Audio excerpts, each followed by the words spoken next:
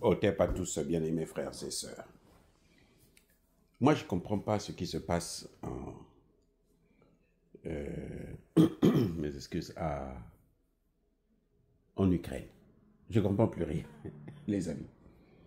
Les journalistes occidentaux, les propagandistes occidentaux nous ont dit ici que l'Ukraine, c'était fini. L'Ukraine, plutôt la Russie était finie. Dernièrement, c'est hier ou avant-hier, le ministre français des Affaires étrangères dit que l'Ukraine a perdu la guerre, l'Ukraine est en train de s'effondrer. DJ Vance, là, hein, le vice-président américain, DJ Vance, le vice-président américain, il dit que ce sont des milliers. La Russie est en train de perdre trop de personnes. Les amis. On a dit que la Russie a pris Pokrovsk. Ils disent non, c'est faux. Donald Trump lui-même, il monte au créneau. Il dit mais les Russes perdent beaucoup de gens, trop, par rapport aux Ukrainiens.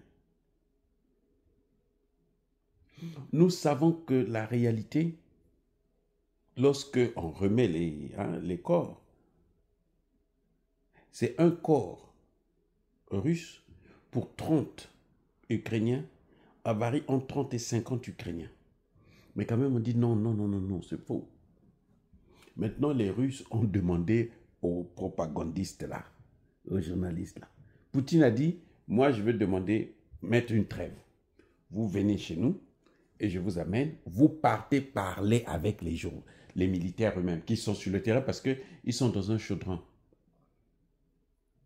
Vous souvenez de l'histoire de l'usine Azov ou Azov, quelque chose, non? Vous vous souvenez de cette usine-là? Cette histoire-là, c'est la même qui est en train de se reproduire à Pokrovsk et à Kupiansk, tout ça. La même situation. Ils sont encerclés, on est prêt à les envoyer tous au repos éternel et on leur demande de se rendre seulement pour être en vie. Et maintenant, Poutine dit, je vous fais venir et nous arrêtons les combats pendant au moins 3 heures ou même 6 heures, une demi-journée. Pour que vous-même, vous allez sur le terrain voir ce qui se passe, parlez avec ces militaires-là, pour qu'ils vont vous dire ce qui se passe, ce qu'ils sont en train de connaître, ce qu'ils sont en train de subir. Vous savez quoi? Les Occidentaux ont demandé à l'Ukraine de dire non. Interdiction totale à tous les journalistes occidentaux de s'y rendre. Le ministre des Affaires étrangères ukrainien, il dit que ces territoires-là sont nos territoires, c'est nous qui sommes les patrons, c'est nous qui décidons de ces territoires. Et entre-temps, on voit Macron dire que non, nous on va envoyer des gens là-bas à Goma, on va ouvrir l'aéroport, une zone occupée, là. Les Russes ont dit, les Ukrainiens ont dit, pas question, hein. Pas question.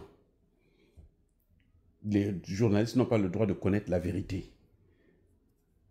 Parce que la vérité, elle est flagrante. Elle est humiliante. Elle est terrifiante. Elle est scandaleuse. Les gens ne veulent pas voir la vérité. L'OTAN ne veut pas que les populations, leur population, puissent voir la vérité. Que même les Ukrainiens eux-mêmes ne puissent voir la vérité. Ça veut dire que ce qu'il y a là-bas, c'est tellement catastrophique. Quand vous voyez comme ça, c'est tellement catastrophique. Et eux, ils le savent. Zelensky, là, c'est un sorcier. Il est très méchant. Très, très, très méchant. Ce que ces hommes sont en train de subir là-bas, c'est inadmissible. Pour éviter que la population ne puisse se dire non, arrête, il faut arrêter ça immédiatement. On les empêche de connaître la vérité. La vérité blesse, les amis. Soyez bénis.